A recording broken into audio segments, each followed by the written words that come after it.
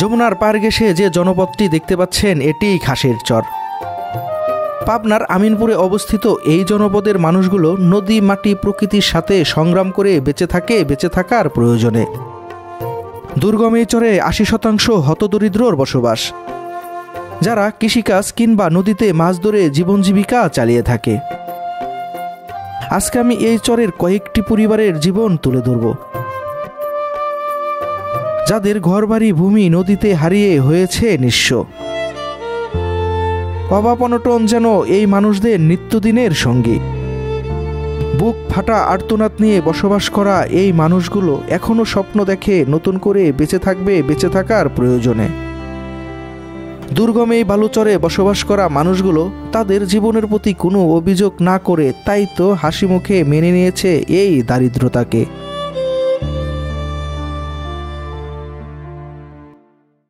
চড়তে হাঁটতেছি।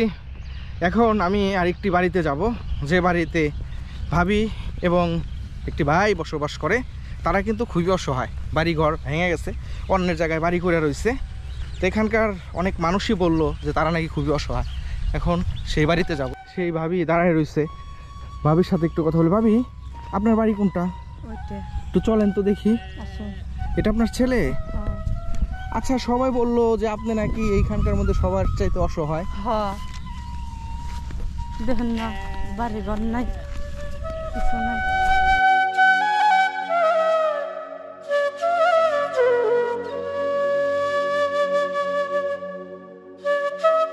বন্ধুরা, এই যে ভাবি এইখানে রান্না করে, এই যে দেখুন রান্না করে। আজকে ঘরে খাবার আছে কিনা জানি না। এই যে দেখুন এখানে রান্না করে। এই যে ঘর, ভাঙা চূড়া ঘর। এই যে ঘরে ঢুকলাম, এইখানে সম্ভবত তারা গরু পালে আর এই যে এখানে থাকে। কি অবস্থা, ঘরের ভিতরে এরকম কোনো কিছুই নাই। আর এরকম ঘরে থাকা যায় না, কারণ হচ্ছে গরু এখানে মলত্যাগ করার কারণে এখানে প্রচুর গন্ধ। আসলে এরকম ঘরে যে কিভাবে থাকে, কতটা অসহায় হইলে মানুষ এভাবে থাকে, মানে এই ঘরে এসে আমি বুঝতে পারছি।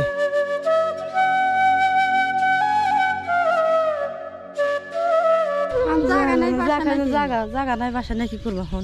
তোলারই লাগবো না, টাকা পয়সা লাগবো না। টাকা পয়সা থাকলে তো তুলতেন। আমাকে সমর্থ কইলে থাকলে তো খাওয়াইতাম না। সমর্থ আমাকে কইলে না, আমরা খাওয়াই না। এত টাকার মাংস আমাকে কি খাওয়ানোর সম্ভব আছে? পোলাপান্ডি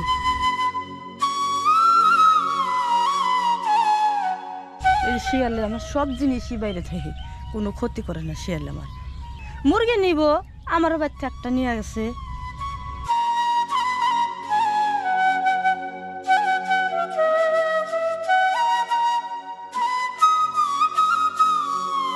বন্ধুরা, এই যে ভাবির সাথে কথা বললাম, দেখুন ভাবির গোয়ালে কত গরু।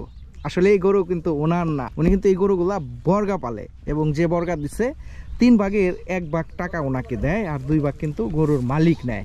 দেখুন 1 ভাগ টাকার জন্য তারা কত কষ্ট করে, প্রতিদিন গরুকে এভাবে ঘাস খাওয়াইতে হয় এবং জীবনের রিস্ক নিয়ে কিন্তু এই গরু পালতে হয়। এই যে এই ঘরে রাখে, যদি একটি গরু কোনো সময় চুরি হয়ে যায় তাহলে কিন্তু ওনাদের এটার জরিমানা দিতে হবে।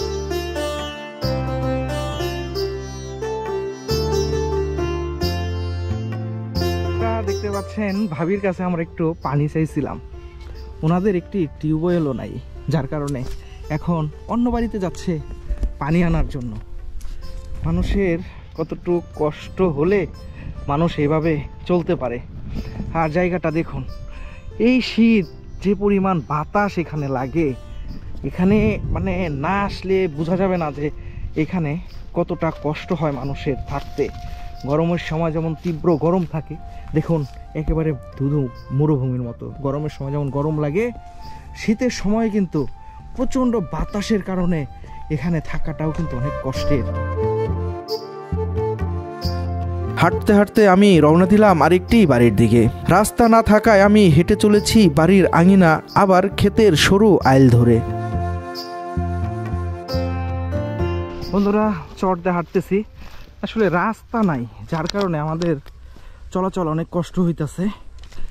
দেখুন কেমন জায়গাতে আমরা যাচ্ছি, এক বাড়ির থেকে আরেক বাড়িতে। এটি আসলে রাস্তা না থাকার কারণে মানুষজন এভাবেই চলাফেরা করে।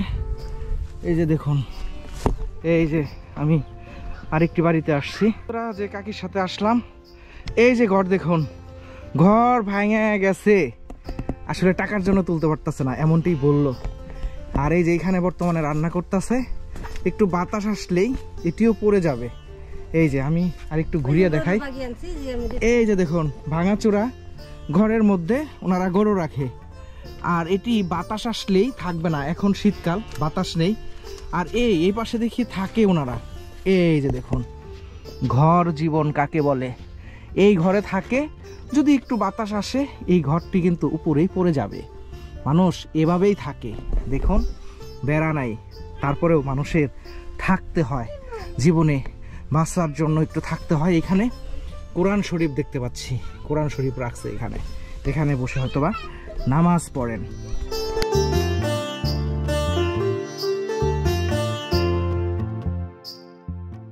দেখেন আমার ভাঙ্গা ঘর দুইয়ের। বন্ধুরা দেখুন মানুষ কতটা অসহায়, এই যে এই ঘরটা ভালো করতে পারতেছে না। দেখেন এই যে গরু থুই বাগি গরু এনে ফেলতেছি দুইটা টেহার জন্য থাকছি আমি, রান্নার বাড়িতে থাকি। বন্ধুরা দেখতে পাচ্ছেন এই ঘরে কাকি থাকতো, এই ঘরে উনি ওনার ছেলে এবং ছেলের বউ থাকার কারণে উনি কিন্তু এখন অন্যের বাড়িতে থাকে। মানুষ কতটা অসহায় হইলে এরকম থাকতে পারে, দেখতে পাচ্ছেন। এই ঘরে আমি থাকি আর বাল বাচ্চা নিয়ে সবাই নিয়ে থাকি। এখন কি করবো, টাকার জন্য ঘর দিয়ে তো তুলে ফেলতেছি না, আর নদী ভেঙে গেছে, নদী ভাঙনের জন্য তো আমরা পারতেছি না, আমার টাকা পয়সা নাই, পইরা তো যাইবো খাম খোটা কেনার জন্য টেহার দরকার, আসলে পারতেছি না বাজান। পারলে তো এই অবস্থায় মানুষ থাহে না, মন তো চাইলাম পাম কহানে, আর তো উপায় নাই। হ্যাঁ এই যে তালাই দিয়ে এই যে বুঝেছি। বন্ধুরা দেখতে পাচ্ছেন কিসের মধ্যে থাকে, মানে এইটা দেখে আসলে বুক ফেটে যাচ্ছে আমার কষ্টে, যে মানুষ এত কষ্ট করে এখানে থাকে। আবার একদিন ওই যে নান্দাগরে থাকতাম, এখানে বউ শাল থাকতো, এখন তো আবার মনে করেন নান্দাগরে ভেঙে আছে, নিয়ে বাড়ি যে হুই শাল বোন নাহি। কি আপনারা যদি আল্লাহ দয়া করে যদি কোনো গেলে খুন্ডেই তো বাঁচতাম, আল্লাহ কাজ করে আল্লাহ এত কষ্টের থামার নিয়ে যাও, তাই বাঁচি না। এখনো যদি এ ঘরে এটাটে হাতাও নাই, এই অবস্থায় চলতেছি।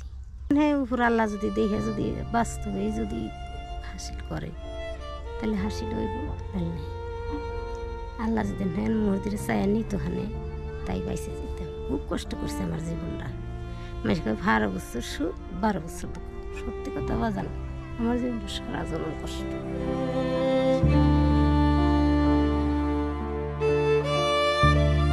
আল্লাহর কাছে কামনা করি আমি একটু সুখ পাইনি, আল্লাহর কাছে কামনা করি সবাই সুখী থাক। সব কষ্ট দিছে আমার এদিকে, আর জানি মানুষের দেয় না, মানুষের জীবনে যেন আর কষ্ট হয় না।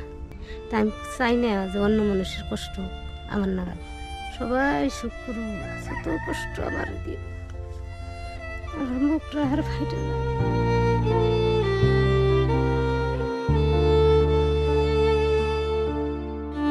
তখন আপনার তো কথা বলতেছি সহে যেমন গরুর ঘাস আনবো, যে বাকি গরু খাওয়াম, আমার দেহে মানুষের তো বুঝেই, আল্লাহ বুঝে না দেহে আমার নেয় না।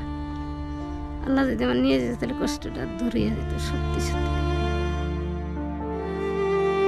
মানুষে বুঝে, আসলে আল্লাহ বুঝতেছে না যে আমার নিয়ে গেলে যে ভালো হইব, এই জিনিসটা আসলে আল্লাহ বুঝতেছে না। আল্লাহ নির্দোষী, আল্লাহর আমি দোষ দিইনি, আমার কর্মই দোষ।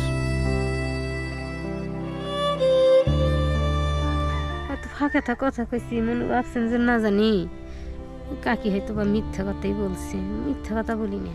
বন্ধুরা আমি পাবনার খাসচরে আসছি, এসেই এরকম ভাঙাচোরা একটা বাড়িতে আসছি।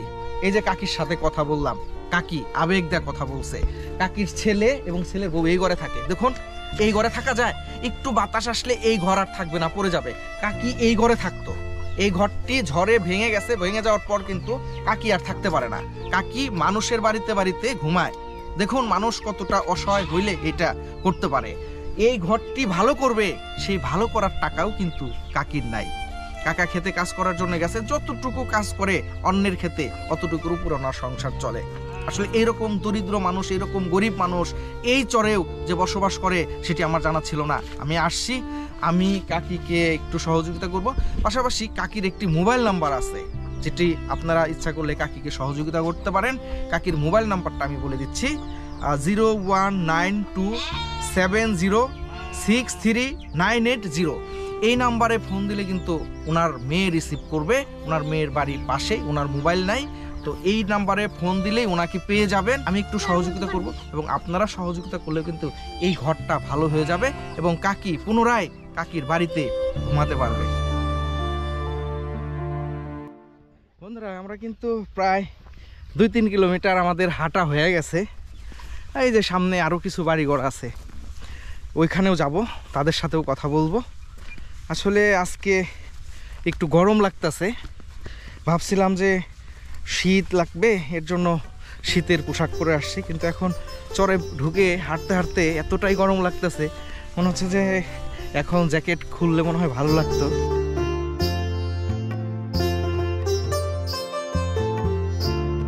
এখান থেকে মাটি তুলে তারা উঁচা করে বাড়ি ঘর করছে। বন্যার সময় চতুর্দিকে পানি থাকে, বাড়িতে যেন পানি না ওঠে এর জন্য তারা এরকম গর্ত করে বালি মাটি দিয়ে তারা এরকম বাড়ি ঘর করছে।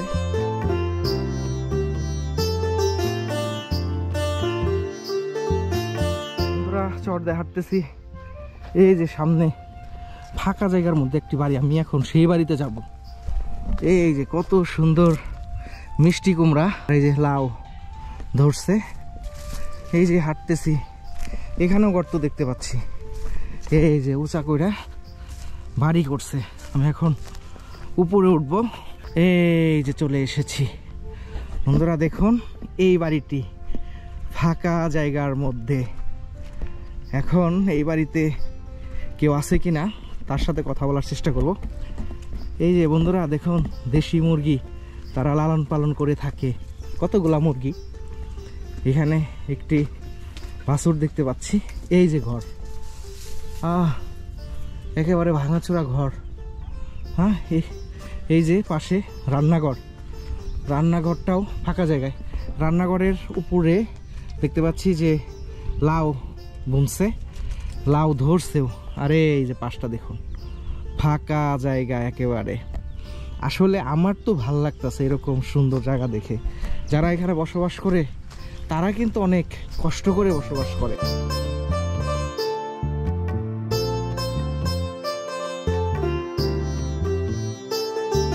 বন্ধুরা দেখতে পাচ্ছেন কত বিশাল বড় চর, মানুষজন সেই কিলোমিটার কিলোমিটার পায়ে হেঁটে পাড়ি দিতে হয় জীবনের প্রয়োজনে। আর এখান থেকে 2 কিলোমিটার পরেই যমুনা নদী। তারা যে কোনো বিপদ আপদে কিন্তু তারা এই নদী পার হয়েই যেতে হয়। এখান থেকে পাবনা যেতে সময় লাগে প্রায় 3 ঘন্টা, মানিকগঞ্জে যেতে সময় লাগে প্রায় 2 ঘন্টা। এর মধ্যে যদি কেউ অসুস্থ হয়ে পড়ে তাদেরকে জরুরিভাবে নিতে না পারলেই কিন্তু অনেক সময় মারাও যায়।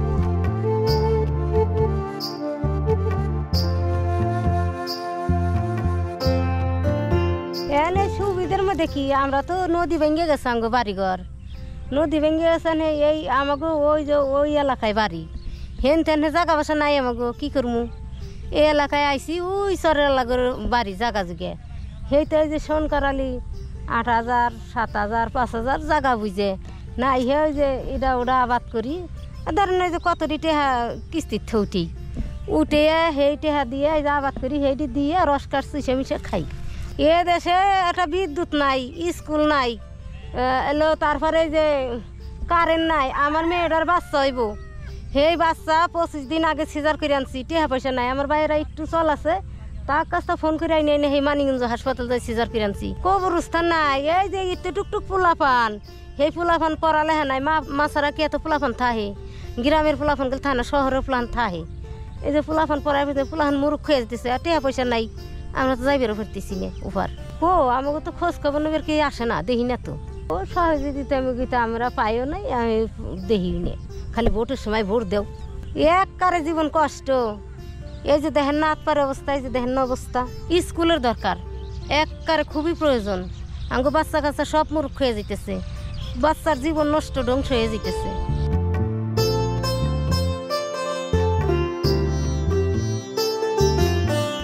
আমাকে পেটে বাদ দেব কিটা করি কিছু করে নেবে করি, হালাত করে আনি, নাবি করে আনি, খেত করি, আবার টাকা দিয়ে নিন। আমাকে শোধ হয় না, আমরা খালি এই পানি, এই গাঙের পানি ওই গাঙে ফেলাই, এবার করতে আমার দিন যায়। আমার টমেটো চাষে এবার লাভ হবে না লস হবে? এবার তো আমার লস হবে। গাছে ফল ধরা আছে, ফল লাই আরে বাজান অসুস্থ হলে টাকা নাই, এখন সৃষ্টি করি কে বেরে এইভাবেই যখন দেখে দেন আল্লাহ নেয় আমার গাড়ি। টাকা নাই পয়সা নাই কি দিয়ে সৃষ্টি করবি, আল্লাহ নিজে নিয়ে গেলি তো চলেই গেলাম, কি করা যাবে। আমরা কই কি কাকা, আমরা ধাইনে করে আনি নাবে করে আনি, তারপরে ধাইনে দিদি নাব দিদি আমরা শেষ, আমরা কি করবো?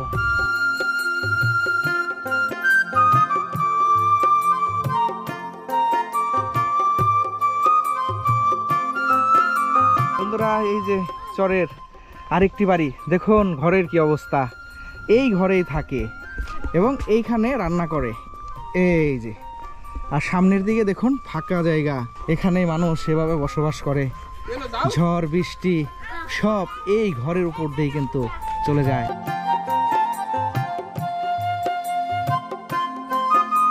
বন্ধুরা এই চরের কলোনিতে হাঁটতাছি, এই বাড়ি ঘরগুলা কিন্তু লাইন করে করা, আসলে একসাথে সবাই করছে এবং এখানে যারা বসবাস করে সবাই কিন্তু নদী ভাঙা। এখানে নতুন বাড়িঘর করছে, যার কারণে বড় বড় কোনো গাছ এখানে দেখতে পাচ্ছি না।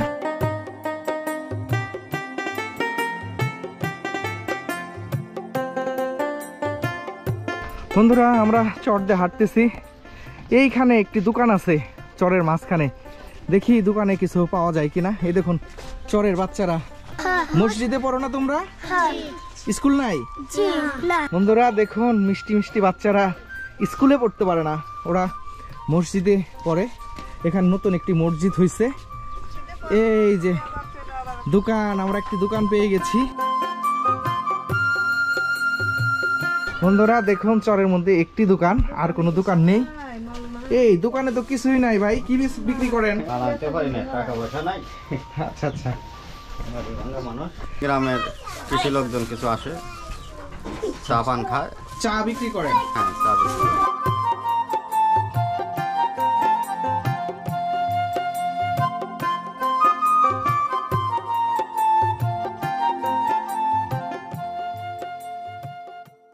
বন্ধুরা আমি দুর্গম চরে আসছি, আসার পরে ছোট ছোট কত বাচ্চারা আসছে আমার সাথে, মাসুম বাচ্চা, ওরা কিন্তু স্কুলে পড়তে পারে না।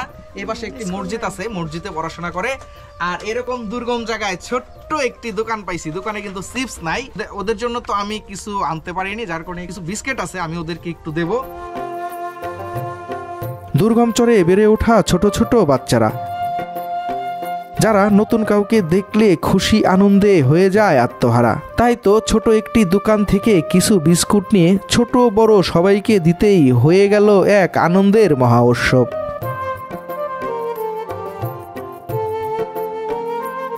আপনারা দেখতে পাচ্ছেন দুইটি ভাই ক্ষেতের থেকে ভাত খাওয়াই নিয়ে আসলো।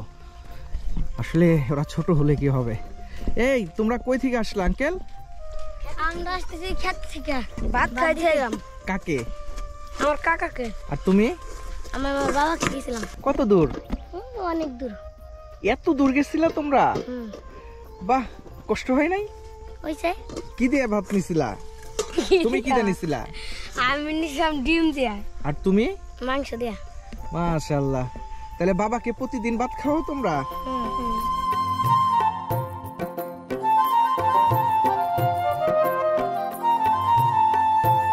বন্ধুরা সারাদিন চরে ঘুরছি, চরের ভিডিও বানাইছি, এখন দুপুর হয়ে গেছে, দুপুর প্রায় দুপুরের শেষের দিকে। তো লিটন ভাই আমাদের জন্য নৌকায় খাবারের আয়োজন করছে। এই যে দেখুন, মানে এই ফিল্ডটা, মানে এই জায়গায় এই অবস্থায় না থাকলে আপনারা বুঝবেন না, চতুর্দিকে ফাঁকা জায়গা, আর পানি দেখুন যমুনার স্বচ্ছ টলটলে পানি। আর এই যে জায়গাটি দেখুন, দেখাই, এখানে হচ্ছে এই চরের একটি খেয়া ঘাট, এখান থেকে খেয়া নৌকা ছেড়ে যায় এবং সবজি বিক্রি করার জন্য তারা এই ঘাট থেকে শহরে নিয়ে যায়। আর এই যে লিটন ভাই আয়োজন করছে, দেখুন লিটন ভাই কি কি আয়োজন করছেন? আছে মুরগির গোশ, খিচুড়ি, সালাদ আছে, পেঁয়াজ, মরিচ, শসা। এই যে দেখুন নিবিড় লোভ সামলাইতে পারতেছে না। নিবিড় কেমন হয়েছে? পরিবেশটা যেমন, খাওয়া দাওয়া তেমন অস্থির। আচ্ছা, এটা কি দেশি মুরগি? দেশি মুরগি, হ্যাঁ দেশি মুরগি পুরা। বন্ধুরা দেখতে পাচ্ছেন লিটন ভাই দেশি মুরগি দিয়ে খিচুড়ি রান্না করে নিয়ে আসছে। মানে এই ফিলটা মানে এখানে না খেলে কিন্তু বোঝা যাবে না। বন্ধুরা দেখতে পাচ্ছেন আমরা নৌকায় খাচ্ছি, নৌকায় লিটন ভাই খাওয়ার আয়োজন করছে, দেশি মুরগি এবং খিচুড়ি। পরিবেশটা দেখুন, এই পরিবেশে এরকম জায়গায় খাবার, মানে এটি কিন্তু আসলে এইখানে না আসলে বুঝবেন না। এখন আমার লোভ লাগতেছে খাওয়ার জন্য। সারাদিন যেহেতু আমরা চরে ভিডিও করছি, খাইতে পারিনি। আসলে দেখুন কালারটা দেখুন মাংসর, এটি ভাবি রান্না করে দিছে, লিটন ভাই আমাদের জন্য নিয়ে আসছে। যাই হোক বন্ধুরা, এখন আমরা খাবো, যেহেতু দুপুরে খাইনি।